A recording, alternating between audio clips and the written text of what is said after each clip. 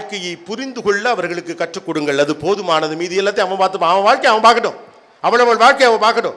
கடைசி வரைக்கும் கையை பிடிச்சி கூட்டி கொண்டு போய் கரெக்டான டெஸ்டினேஷனில் விட்டுட்டு வந்து நீங்கள் நினைக்கிறப்ப என்ன நடந்து போகுதுன்னா, கடைசி வரைக்கும் நீங்களும் வாழலை அவரும் வாழலை. நம்ம ஊரில் எப்போதுமே அந்த தலைமுறை வாழ மாட்டான், அடுத்த தலைமுறை வாழும். பிள்ளைக்கு சொத்து சேர்த்துட்டு கடைசி வரைக்கும் 4 கட்டம் போட்டு சட்டம் போட்டு போட்டுட்டு வாங்கி தின்னுட்டு அப்பா செத்து போயிடுவார். உங்களை பார்த்துக்கோங்க.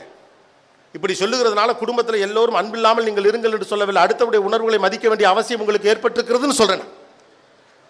நீங்கள் இழந்ததையெல்லாம் பிள்ளைகள் மூலம் பெற்றுவிட வேண்டும் என்று நீங்கள் நினைத்து கொண்டு இருப்பீர்கள் என்றால் அது இனி சாத்தியப்படாது என்பதுதான் உண்மை. அம்மாக்காக அப்பாக்காக பிள்ளைங்க தியாகம் பண்ணும், பிள்ளைகளுக்காக அம்மாக்கள் அப்பாக்கள் தியாகம் பண்ணும். என்ன இருக்குது? 45 வயசில் இங்கே இருக்கக்கூடியவங்களுக்கு மெடிக்கல் ரிப்போர்ட் எடுத்து பார்த்தீங்கன்னா பெருவாரியான பெண்களுக்கு முட்டி வலியும் வயிற்று வலியும் இருக்குது. ஏன் சொல்லுங்க?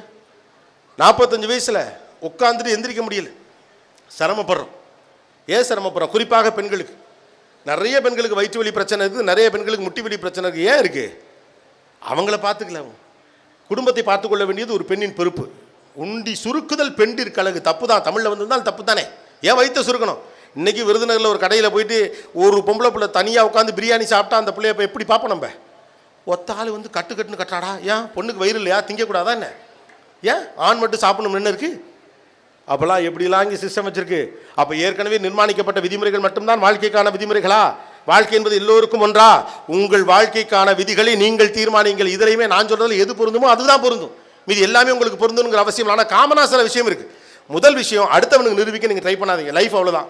நீங்கள் நிரூபிக்க வேண்டியது உங்களுடைய 8 வயதுக்கும் உங்களுடைய 80 வயதுக்கும் தான். அவ்வளோதான். இன்றைக்கி உங்களுக்கு 35 வயசு இருந்துச்சுன்னா உங்களுடைய 8 வயது மனசு உள்ள இருக்கும்ல, நீங்கள் 8 வயது குழந்தை இருக்கும்ல, அதுக்கு நீங்கள் பதில் சொன்னால் போதும். அது கேள்வி கேட்க ஏன்டா டே அப்போ நீ 8 வயசாக இருந்தப்போ சர்றா, இப்போ உனக்கு 35 வயசாச்சு, 18 28 38 இங்கே எவ்வளோ 25 24 வயசு கூட ஆச்சு, இன்னமும் உருப்படாமல் சுற்றிக்கு திரியிடான்னு அது கேட்கும்ல. அது உங்களை கேள்வி கேட்காத அளவு நீங்கள் இருந்தால் போதுமானது. 8 வயதாக நீங்கள் இருந்தபோது இருந்த அந்த பையன் அந்த பெண் உங்களை 30 வயதிலே கேள்வி கேட்காமல் இருக்கணும். அந்த அளவுக்கு நீங்கள் வாழ்ந்தா போதும். வேற யாருக்கு நீங்கள் பதில் சொல்ல வேண்டாம். இன்னைக்கு 40 வயசுல இருக்க நீங்க 80 வயசு ஆன பிறகு உங்களை நீங்கள் ஒரு கேள்வி கேட்கிற போது அது உங்களுக்கு சரியாக இருக்கணும். அவ்வளவு மட்டும்தான். We are not here to impress anyone. We are here to live. The very purpose of life is living. வாழுதலின் அடிப்படை நோக்கம் என்பது வாழ்வதுதான். அடுத்தவனுக்கு நிரூபிக்கலாம், அப்புறம் வச்சுக்கலாம். வாழ தெரியாமல் வாழ்ந்துவிட்டு கடைசி வரைக்கும் பெரிய வெற்றியாளனா இருந்து என்ன பண்ணுறதுன்னு லைஃப் டக்கு டக்கு டக்கு டக்குன்னு அடுத்து போகும். அப்படித்தானே? நேற்றிலிருந்து இன்று வருவது பயிற்சி முறையான்னு சொல்லுவார். தமிழன் அழகாக சொல்லுவார். நேற்றிலிருந்து இன்றுக்குள் வருவது சம்திங் லைக் தட், இன்றிலிருந்து நாளை என்னமோ சொல்லுவார்.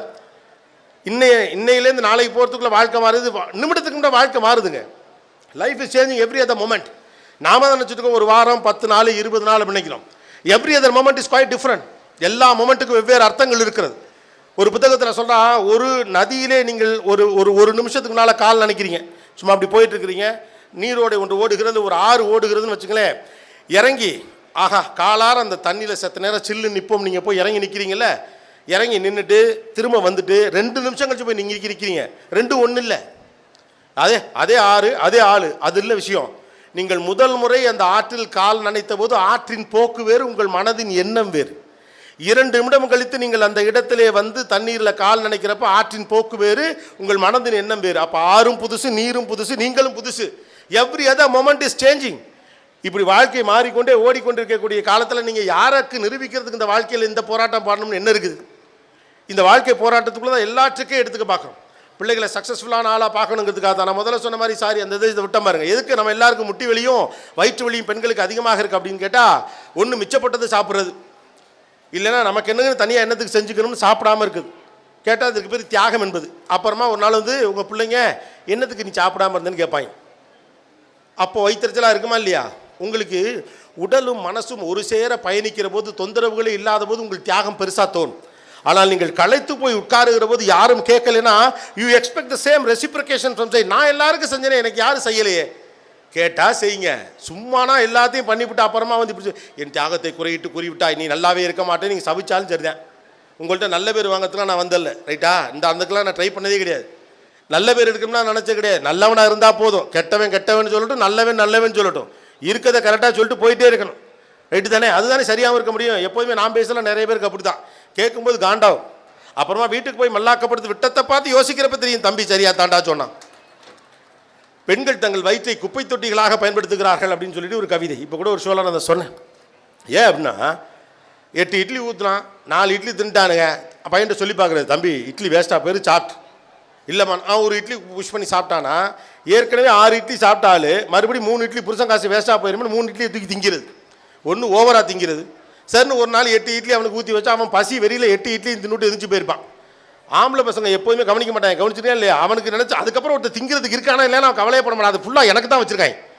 இயல்பாக இந்த கொஸ்டின் நம்ம வீட்டில் ஒரு கவனிக்கல எதுக்குமா 12 இட்லி ஊற்றி வச்சிருக்கேன் என்ன 3 பேர் சாப்பிடணும் அந்த விவரமே அவனுக்கு தெரியாது. அவனை பொறுத்த வரைக்கும் இங்கே வச்சிருக்கிறது அம்பிட்டு அவனுக்கு தான். அப்போ ஒரு நாள் பசி வெறியில் 8 இட்லியும் தின்னுட்டு போயிட்டானா நமக்குன்னு 2 தோசை ஊற்றி திங்கிறமான சலிப்புலேயே அரை வயிற்றோடு போய் படுப்பது. இதுதான் உங்கள் வயிற்று வலிக்கு காரணம். நின்றுக்கிட்டே இருக்கிறீங்க, முட்டி வலிச்சுக்கிட்டே இருக்கு.